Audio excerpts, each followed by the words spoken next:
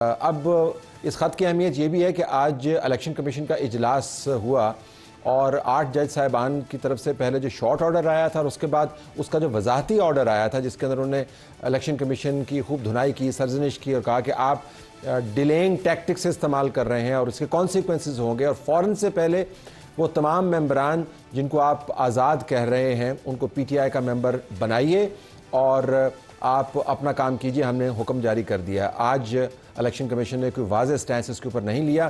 3 मरतबा ये इजलास हो चुका है, कल शायद चौथी मरतबा हो।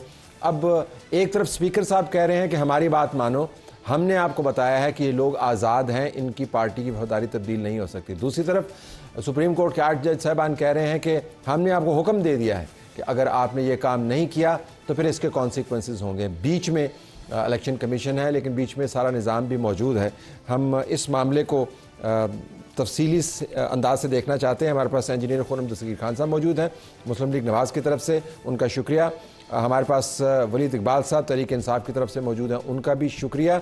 इसी प्रोग्राम में नाज़रीन एक हिस्से में हम सेनेटर कामरान मुर्तज़ा से बात करेंगे JUI, और सुहेल रशीद नुमाइंदा समा TV हमें ज्वाइन करेंगे। हम उनसे पूछेंगे कि सुप्रीम कोर्ट के अंदर और दूसरी कोर्ट्स के अंदर जो केसेस का बर्डन है वो कितना ज़्यादा है। आज खबर ये भी आई है कि IMF ने कहा कि जो केसेस पेंडिंग हैं उसका बर्डन पाकिस्तान की इकॉनमी पर बहुत ज़्यादा है। एक इतला के मुताबिक ये बर्डन 2% है GDP का, जो तकरीबन $5 बिलियन के करीब ख़तीर रकम बनती है, जो केसेस के हवाले से निज़ाम के अंदर फंसी हुई है।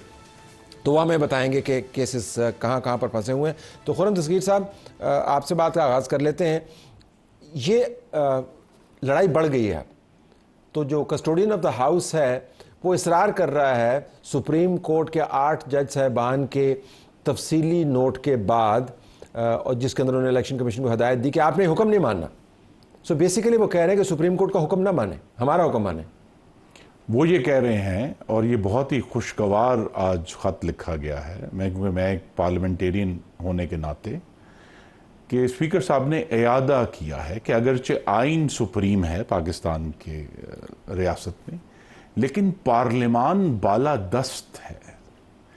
तो अब जब सुप्रीम कोर्ट ने उनके 8 जजों ने एक शॉर्ट ऑर्डर दिया, जो कि अब 11 हफ्ते गुजरने के बावजूद उसका तफसीली ऑर्डर नहीं आया, हमें नहीं पता कि किस बुनियाद पर है,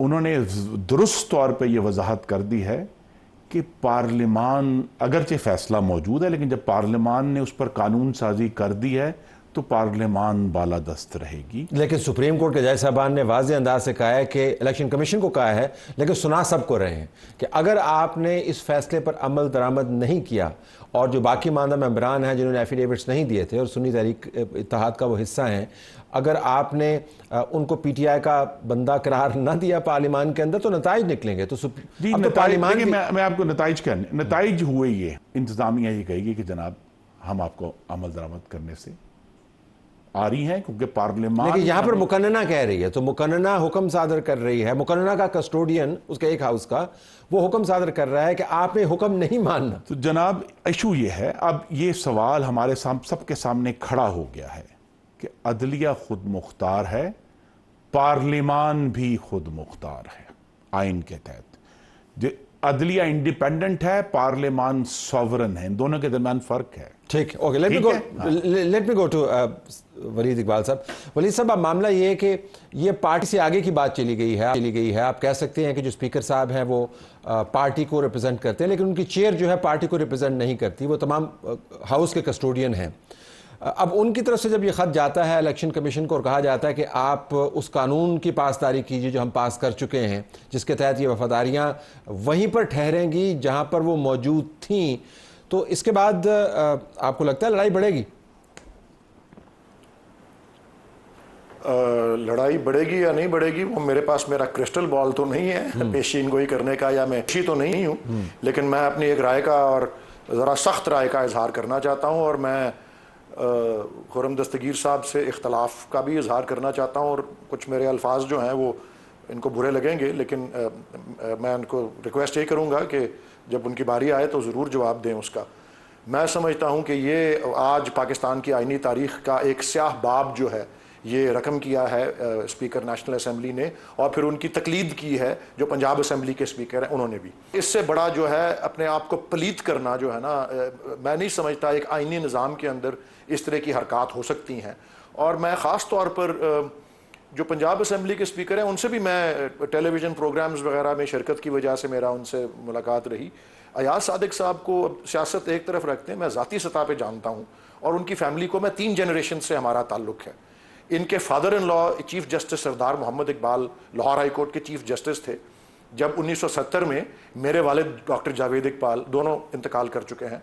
सरदार इकबाल साहब भी और मेरे वालिद भी, दोनों को अल्लाह गरीक रहमत करे। सरदार इकबाल साहब ने मेरे वालिद से हलफ लिया था एज अ हाई कोर्ट जज जब उनका तकर्रर हुआ था 1970 में, और वो एक ज़हीन तरीन जजेस में से एक थे। सरदार इकबाल साहब जो फादर इन लॉ थे सरदार अयाज सादिक साहब के, और मुझे तवक्को नहीं थी कि सरदार अयाज सादिक साहब, मैं पर्सनल लेवल पे भी एज ए पर्सनालिटी वो जो हैं, और दूसरा जो इनका बैकग्राउंड है उसके होते हुए वो इस तरह के अंदर शरीक होंगे कि वो एक तहरीरी तौर पे एक ख़त लिख रहे हैं सुप्रीम कोर्ट के हुक्म और उसके फैसले की नाफरमानी का एक और इदारे को, जिसको उसका पाबंद किया गया है और उसका अभी चंद ही दिन पहले ये हुक्म दिया गया है। मेरे ख्याल में ये बात तकरीबन नहीं हकीकतन टैंटमाउंट है, या इसका मतलब ये है कि जी सुप्रीम कोर्ट की कोई हैसियत नहीं है। वो उसको अगर आइन ने एक फैसला करने का, कानून की तशरीह करने का, आइन को नाफिज करने का इख्तियार अगर दिया हुआ है, वो इख्तियार कागजी है और बेमानी है, ये इस खत का मतलब है। और जो शख्स चाहे और जिसके हाथ में इंतजामी कुव्वत हो, जिसके हाथ में रियासत की मशीनरी हो, जिसकी हाथ में पिस्तौलें और बंदूकें और पुलिस हो, coercive power of the state जिसके पास हो, वो कह सकता है कि नहीं सुप्रीम कोर्ट ने फैसला कर लिया है लेकिन मेरी मर्जी है, और मेरी मर्जी वो जिस भी वजह से है। वली से मैं अगर आपको इंटरप्ट कर पाऊं, आपने मैं सिर्फ सवाल करना चाहूंगा, मैं आपका फ्लो नहीं तोड़ना चाह रहा था, लेकिन ज़ाहिर है बहस को हमने आगे भी बढ़ाना है। आपके अल्फाज वो आपके अल्फाज हैं, लेकिन जो स्पीकर साहब हैं उन्होंने वो कानून बनाया नहीं, वो कानून मौजूद है, फील्ड में मौजूद है।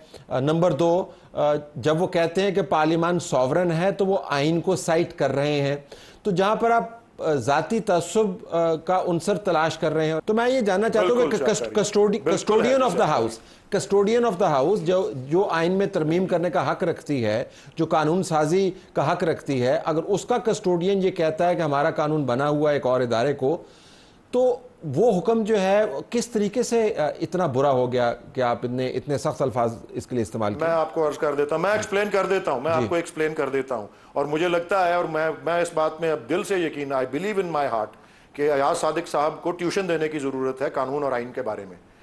ये इन तमाम ये जो PDM गवर्नमेंट के जो इस वक्त अहलकार भी हैं, जो इनके वज़रा और जो भी ओहदों पे हैं वो भी, और जो उनको मशवरा कानूनी दे रहे हैं, ये सब जो दावे कर रहे हैं, ये पाकिस्तान का जो आईनी ढांचा है ये उससे मुतसादिम बात कर रहे हैं। पार्लियामेंट सॉवरेन नहीं है। पार्लियामेंट सॉवरेन सिर्फ उस मुल्क में होती है, मेरी अर्ज सुन ले, उस मुल्क में होती है पार्लियामेंट सॉवरेन, उस मुल्क में होती है। और मेरी अर्ज सुन ले, एक ही मुल्क सीखना चाहता हूं, पार्लियामेंट सॉवरेन उस मुल्क में होती है। मैं वली साहब से सीखना चाहता हूं, बात पूरी कर ले, वजह तनाज़े है वो सामने है, वजह तनाज़े होगी तो ये जुमला पूरी होगी, मुझे इजाजत दें, बात पूरी होगी तो मैं आपसे सीखना चाह रहा हूं। वजह तनाज़े ये जुमला है कि it is the amended election act that shall prevail and supersede the prior ruling। ये वजह तनाज़े है, इसके ऊपर बात करने की क्या बात है ही नहीं। ये बात क्या है, मेरी बात जब तक पूरी नहीं होएगी, मैं अपना पॉइंट जब तक एक्सप्लेन नहीं कर सकूंगा, ये बहस आगे बढ़ नहीं सकती। तो मेरी अर्ज सुन ले, मेरी अर्ज ये है कि पार्लियामेंट सॉवरेन नहीं है, पार्लियामेंट सॉवरेन नहीं है, पार्लियामेंट अदलिया के ऊपर बालादस्त। पाकिस्तान में अगर कोई चीज बालादस्त है तो वो पाकिस्तान का आइन है। पार्लियामेंट इंग्लिस्तान में, बर्तानिया में सॉवरेन है, जहां तहरीरी आइन नहीं होता वहां पार्लियामेंट सॉवरेन होती है। जहां तहरीरी आइन होता है वहां कानून साजी का इख्तियार पार्लियामेंट का है, उसकी तशरीह और उसके नफाज का इख्तियार अदलिया का है। अदलिया ने यह बिल्कुल जिस तरह यूसुफ रजा गिलानी ने कहा था, नहीं मेरी तशरीह यह है कि मेरे सदर को इस्तिस्ना हासिल है, तो उन्होंने नाफरमानी की, मैं समझता हूं कि अयाज सादिक भी इसी के मुस्तहक हैं कि सरदार अयाज सादिक स्पीकर असेंबली को शो कॉज करके सुप्रीम कोर्ट को कंटेम्प्ट ऑफ कोर्ट में सजा दे के डिस्क्वालीफाई करके घर भेजने की जरूरत है। बिल्कुल जिस तरह यूसुफ रजा गिलानी को आपने नुक्ता एक्सप्लेन कर दिया। Not sovereign, the constitution